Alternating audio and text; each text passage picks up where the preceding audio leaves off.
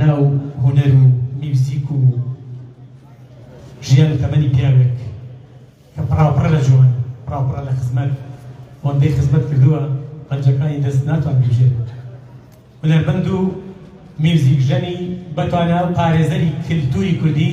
مامۆستا جەزای ساز فەرموون بابکەکەوە بیسەر و بینەری دۆکۆمێنت و ژیانەوە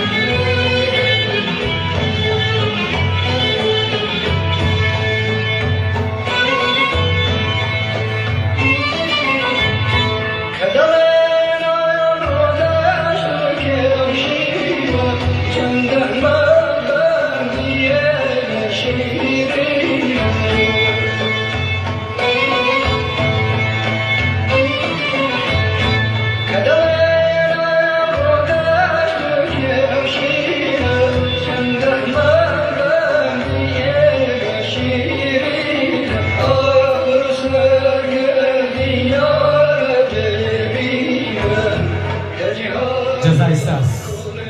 هونەردرست و زیندوو هێشتنەوەی کلتوری ڕەسەنی کوردی پیاوی سەرار و شیرینی شار جەزا کەریم حەمەحسێن ناسراوە بە جەزای ساز لە ساڵی 1965 لە خێزانێکی هەژار و مێژ و زێڕینی گەڕەکی مەڵکەمی شاری سلەیمانی شاری هەڵمەت و قوربانی چاوی بەژیان هەڵهێناوە لە ساڵی 1970 لە قوتابخانەی بێخودی سەرەتایی لەسەر دەستی مامۆستای گەورە نامدار قەرەداخی فێری ئەلفوبی میوزیک بووە لە ساڵی 84 تیپی مۆسیقای میلی هاژی دامەزراندووە تاواکو سەرەتای ڕاپەڕین 8 گۆرانی بۆ تەلەڤیزۆنی کردبوو تۆمار کردووە لە دوای ڕاپەڕینی ئازاری 91 تیپی میوزیکی میلی دیلانی دامەزراندووە کە سەر بە یەکێتی هونەرمەندانی کوردستان بووە لە ساڵی 2009 کۆمەڵی هونەرمەندانی میلی کوردستانی دامەزراندووە و تاواکو ئەمڕۆ وەک سەرۆکی گشتی و کۆمەڵەیە بەردەوامە لە بەهاری 2023 لە کۆنگرەی دووەمی کۆمەڵی هونەری میلی بە کۆی دەنگی ئەندامانی کۆنگرە بە سەرۆکی گشتی هەڵبژێردرایەوە ساڵی 2020 دامەزراوی میدیای گەڕانی دامەزران بۆ خزمەتی هونەر و کلتور بە خۆبەخشی زۆرترین کاری خۆبەخشی مرۆیی پێشکەش کردووە زیاتر لە 13 کتێبی فێربوونی میوزیکی بڵاو کردەوە کە نووسین و ئامادەکردن و وەرگێڕانی خۆی بووە یەکێکی تر لە بەهرەکانی هونەرمەندی میوزیک ژەن کاکە جەزای ساز دانانویستی پێش ئاواز بووە بۆ هونەرمەندان کە توانیویان ئەستودێکی یەکجار باشی بەوەرگێڕی لەوانە ئاواز بۆ هەریەک لە هونەرمەندان محمود محەممەد میدیا حسێن سامان عومەر بەرهەم حەسەن سعدون کاکەی عەلی یارا ئەحمەد دەروێش دانا عەبدولجەبار اسماعیل ئیبراهیم شنیار هەڵەبجەی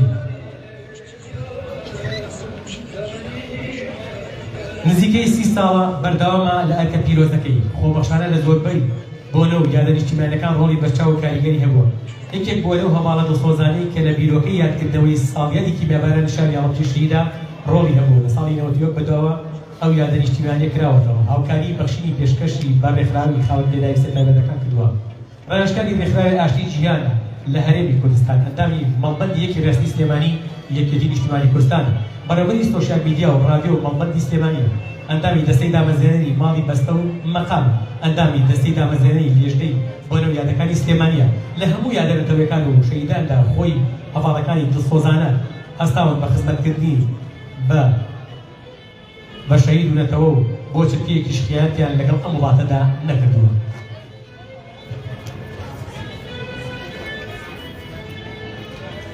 ماوەی نزیکەی 30 ساڵە خاوەنی دوکان و کاروباری بازرگانیە لە ماوەی تەیرانی داراییدا بە پارەی خۆی بە شاهیدی ماڵەکانی بۆ ئەوەی هونەری کلتوری ڕەسەنی کوردی بە زیندوی بمێنێتەوە بە پارەی خۆی بەردەوام بۆ لە خزمەتکردن بە هونەری کوردی لە پایتەختی ڕۆشنبیری شاری سلێمانی شاری هەڵمەت و قوربان بۆ ماوەی 8 ساڵ لە کاپیلای کلتوری زەردەشت و سەدان ئێوارە ئاهەنگ و یادی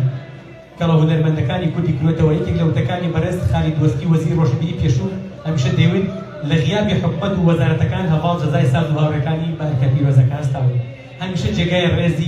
ڕێز و شێردەستی بەرز کار جەزای ساز گەچۆتە یەک بەیەکی ماڵی هونەرمان دان و بەهەڵ و هیمەتێکی زۆر توانی خۆ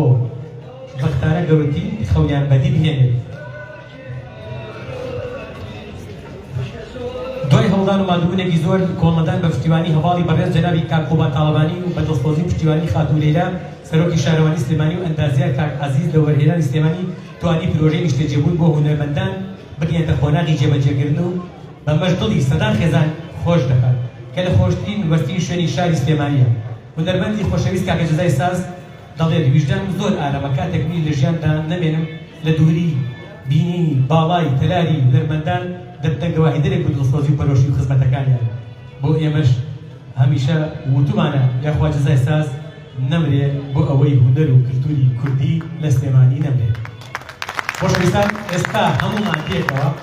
هەمومان پێکەوە پێشوازی لە هونەرمەندی میوزیکژەن و خۆشەویستی شاری سلێمانی کاکە جەزای ساز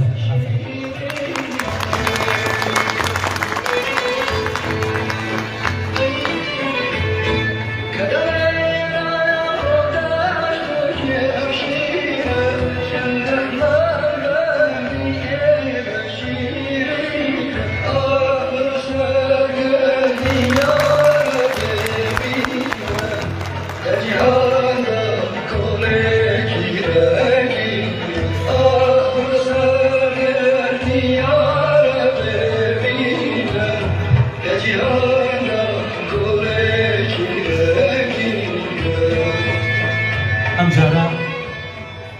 لەبەرەوەی خۆم لەوەی ئەنفالم ئەتان من بوونە و چەند دێڕێکی